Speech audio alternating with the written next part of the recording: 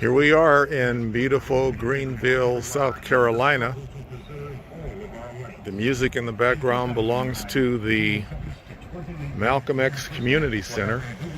It is going through transition at this point, and the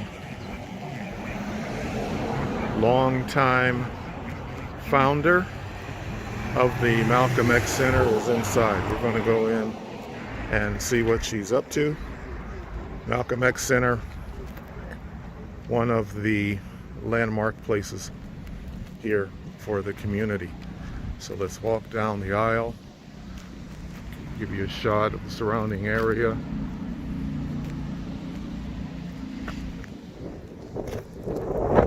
Let's take a look at the car. Bumper stickers. Bumper stickers with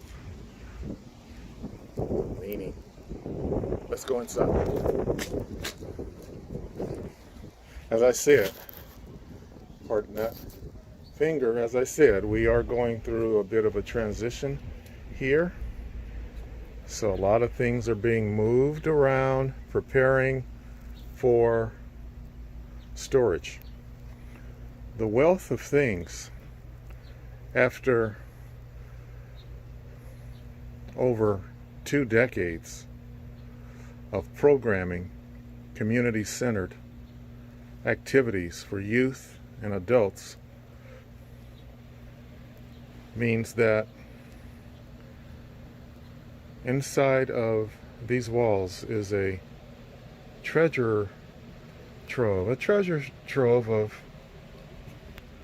goodies, things that any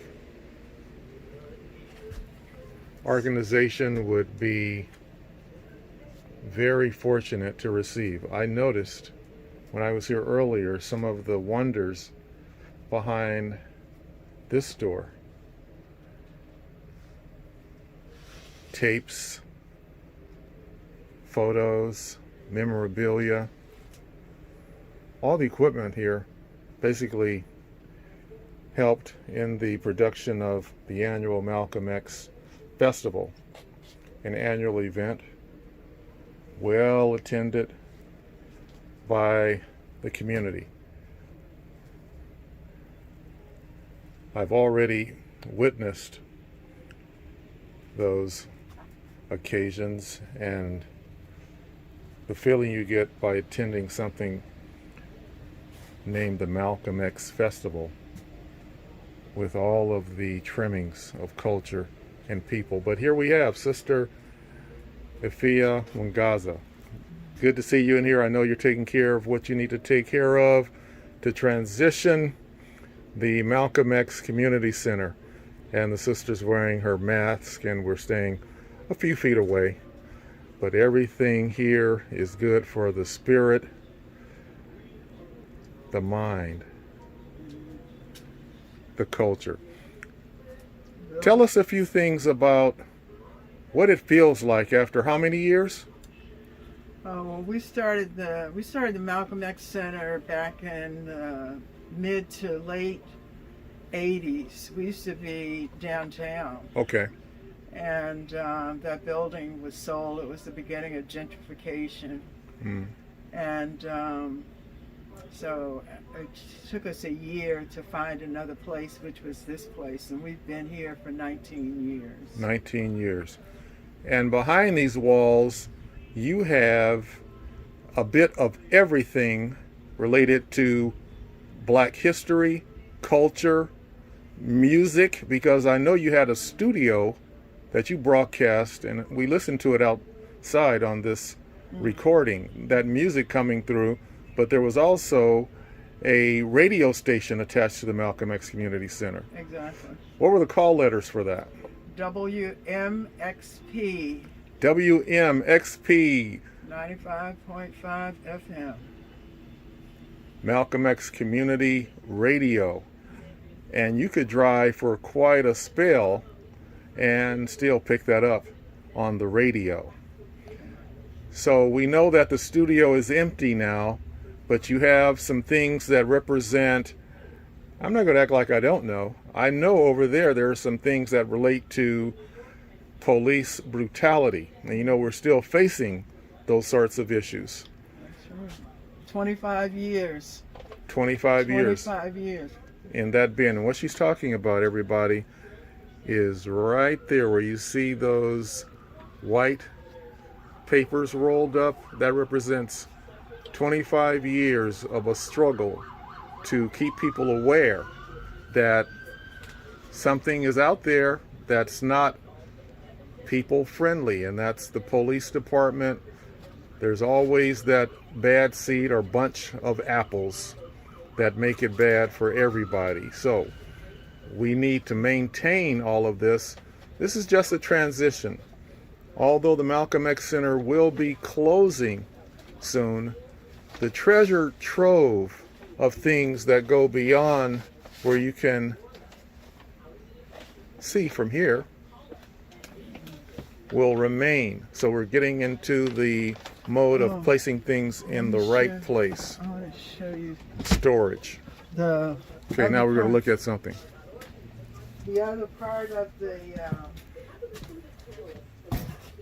This is the office area. This is the shoebox gallery and lecture space where we'd have authors Okay. to come and to do book signings and to lecture. We had, in fact, Layla Africa, who just passed, just transitioned. He came here to do his 2 books. We had video study groups. So from the Malcolm X picture on the wall to all of this area here, back as far as the TV, imagine individuals coming here from the community and being committed to the same cultural food. So authors would come, and I remember there used to be tons of books on the shelf over there. The book, Believe me, people, tons of books, rare books. that painting was done by Ron Brown, who is an internationally recognized illustrator. He used to live here in Greenville. He donated that painting to the center. Let's walk. This was the bookstore and gift shop. So imagine, folks, imagine all of the wonderments behind glass, because they were shelves just about where Sister Afia's standing. There's a showcase here and Showcase. a showcase over there. Books galore on the wall. But what I wanted you to come in here to see was the remainder of we had on the top shelves all the way around were brass, unpolished brass candle holders Oh, yeah. to symbolize people killed by law enforcement. And it was unpolished brass candle holders because they were lights in the world that were extinguished by state violence. And we never got to know what they would have contributed because they were murdered. They never reached their full potential, and that's why it's a candle holder, it's brass, and it's unpolished because they never had the opportunity to realize their full potential. Thank you for sharing that. And then we had the little personal things that made them human, you know. Had little, as my father would say, and mother would say, doodads. Yeah. So we had it's a big collection in these boxes. All these boxes right here are full, unpolished. Oh, okay. Brass.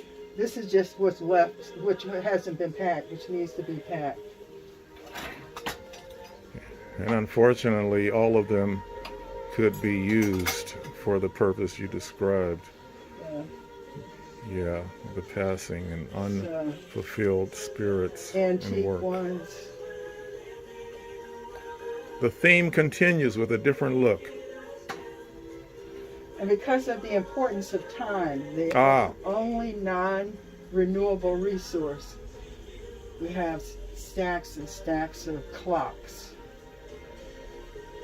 to make us mindful of the importance of time. Knowing what time it is.